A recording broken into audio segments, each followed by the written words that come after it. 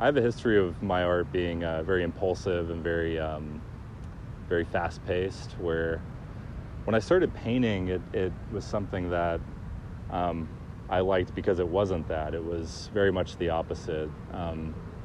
It's something that I think when done correctly, it's the right amount of impulsivity and planning ahead, but also just by the nature of the material, you have to wait for it to dry, and you have to, come back to it a few different times to get new perspectives on it. So to me, it's been a way for my mind to slow down and really kind of force me to be patient with both the art, but more importantly with myself, and getting me in a better practice of being more intentional.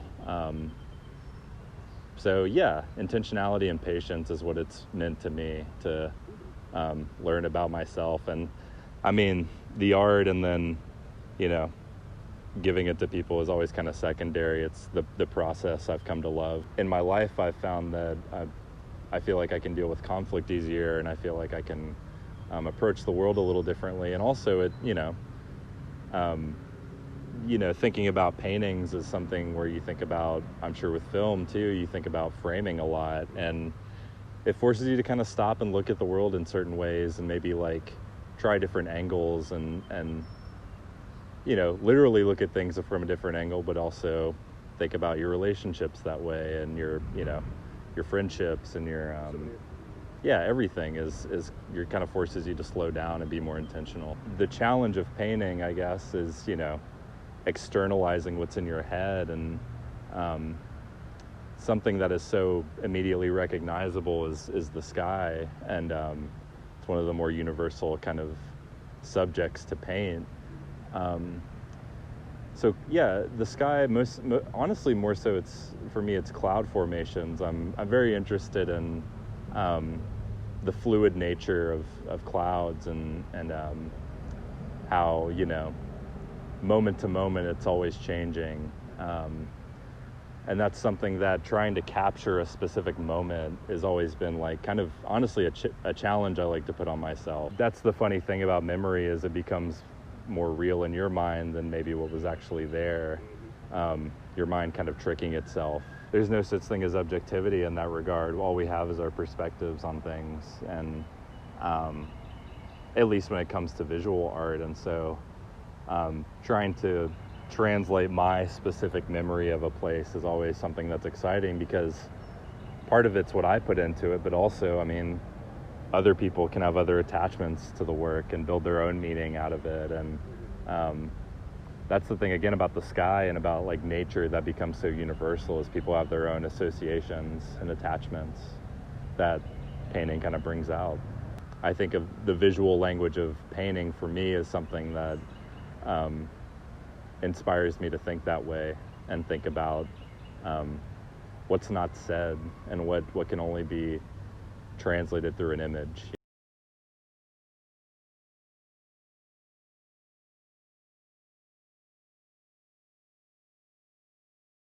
Within the first 20 seconds after you wake up, you forget something like 30% of your dream, and then within the first like 10 minutes you forget like another 50% of the dream. So like at that point you're only remembering like a few moments. So sometimes they get really weird, and weird enough to where I think they'll be interesting as an image. And so it's whereas sometimes I use my photography to adapt a black and white image to a color painting, I also try to use my dreams to adapt written word to an image. And so this one, for example, is a dream I had where I was a goldfish, and kind of looking up and out at everybody, and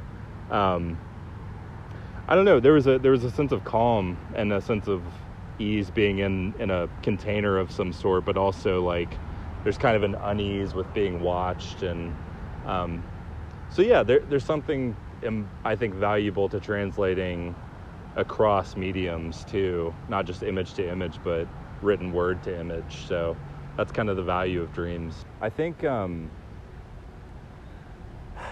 what we find. There's a lot of those weird cases of recurring images throughout multiple people's dreams. The whole, there's the teeth falling out, like there's water, there's a lot of universal things that can kind of pop up in our minds that I think can represent pretty deep fears, but also like wishes and hopes. And I think the meaning of those things is kind of up to the individual person, but I think by adapting my dreams to a painting, hopefully there's a way in which, they can maybe see something that they've encountered in a dream or in their own lives, maybe that could help them open up to maybe examining their own dreams more. And because like I said, while it's, I don't think it's really the key to unlocking a lot of things in the mind, it is kind of a fun way to understand yourself, that, your mind kind of revealing itself to you, and as much as we don't understand about the world and about other people, dreams are kind of a representation of how little we even understand about our own minds half the time. And so that's what's so exciting about getting to put that in an image is I think that hope that someone could maybe see that for themselves. Once you make a work public, it stops being yours. It becomes the world's, and people are going to create whatever meaning they want to out of it, no matter how hard I try and to convey a certain thing. It could always fall flat or fall into something different. And I've had instances before where I've sold people paintings and I see them in their homes and they're flipped around the other way. Totally changes the meaning of the work. That's how people see things, is, you're never going to see things how someone else sees it. And then also just talking to other people about art is another way to see that. As much joy as I get out of painting, most of it is for me. The real fun I have with this is talking to people and discussing films and books and music, and because it allows me to, shift my perspective a bit. I think that it's something to encourage so much. I mean, with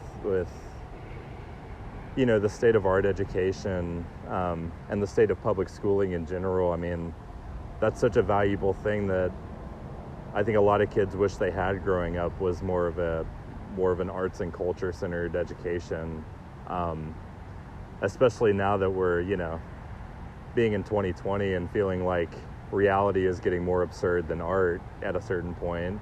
I think it's important to look back at fiction and painting and sculpture and ceramics and all these different modes that ask us to think differently about the world, and show us that this stuff might be more real than what we perceive.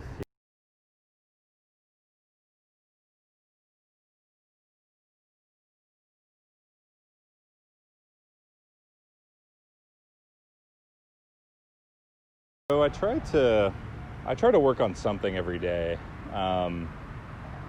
With my painting specifically, there's it's pretty slow going most of the time. I spend a lot of time sketching out what I want the painting to be and thinking about blocking, and then there's a lot of sketching I do on the canvas too, or on the wood, just to kind of get a sense of the balance of everything and make sure I have the proportions accurate if I'm doing a more realistic one like this, because I like having that accuracy. And I use a lot of math to get ratios of objects to each other, and then with the whole frame itself. So it's a lot of measuring, honestly, at the beginning, and a lot of just marking things down with pencil, making notes. I maybe take half a day or a couple hours just to do some color testing on some smaller canvases, just to see how things are going to sit and how things are going to flow. And then with that in mind, I try and I kind of work back to front in terms of layers. So usually I start with the sky if it's a landscape, and then kind of build things forward. So the background here, and then the train, and then the road here, and the ground, and then finally the sign was the last thing I did for this one. So I kind of work back to front most of the time with the composition of it. The materials I use are very cheap, kind of entry-level stuff. And these days I'm using a lot of wood board instead of canvas, just because it allows me to get sharper with my shapes and things like that. But that stuff's cheap, it's just little thin pieces of wood. And the paints I'm getting are not expensive paints, because the acrylics and the oils that I use aren't really, especially because I'm doing smaller stuff, I don't really buy the, I think expensive materials is kind of a scam at a certain point, because at the end of the day, like, who's going to be able to tell, It doesn't have to be expensive to be an artist. You can use what's around you, and you can recycle a lot. And a lot of paintings I've done are just things that are old paintings that I've just been like, what, it's not really doing it for me, so I just paint over it and start over. I listen to music most of the time when I'm working. I listen to more contemporary stuff, and the thing I probably consistently listen to the most is Debussy, the composer. Renditions of his work I think are always powerful, specifically the Suite Bergamesque, which has Clair de Lune on it, and a lot of the just solo piano works I really find inspiring, because his stuff is so rhythmically dynamic and interesting, and somehow brings on these waves of nostalgia for me. Nostalgia, I'm not even sure for what half the time, but gives me these sentimental feelings just through sound. And I think that's something that as a visual artist I want to try and capture, is using irregular strokes, or using nuance and color to bring about sentimentality. So classical music, sure. Some of my favorite bands: Spirit of the Beehive, Alex G. So all sorts of stuff, really, as long as I think music is something that is always inspiring to me. And but also film. I watch a lot of movies, and I try to watch as many as I can, because that's just more because it's a pleasure for me, but also because I'll oftentimes pause a shot and try to sketch it out, or try to think about how color is being used, and try to think about framing. And I think when you pause movies sometimes, I think really good movies can hold up as single images a lot of times, and can convey all the same emotions. So movies, sure. I read quite a bit too.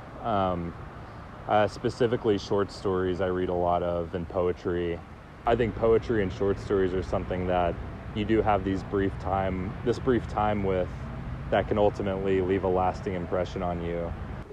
Who isn't kind of inspired by David Lynch at this point? But especially because of all the, both through his films, but also through his work outside of film as a painter. And that's what, reading about his life, that's where he gets his start. And a big thing for me that always inspired me, I remember hearing him talk early on about, about school kind of being a deterrent for him, and kind of identifying with that as a kid, kind of being annoyed and feeling like school was, I think it was more me being immature. I think a lot of my teachers had good stuff to tell me that I maybe wasn't ready to hear. A single image can really capture you and can tell a lot of different stories. And also, at the end of the day, conversations, talking to other artists is something that I get a lot of ideas from. And I think a lot of people need to give up the idea that what they do is original, like what I do is just a collection of influences. I think the quicker you accept that as an artist, the more effective you'll be, because you understand that it's not really about being original. It's about reframing an idea and making the familiar seem unfamiliar, and recontextualizing things for people.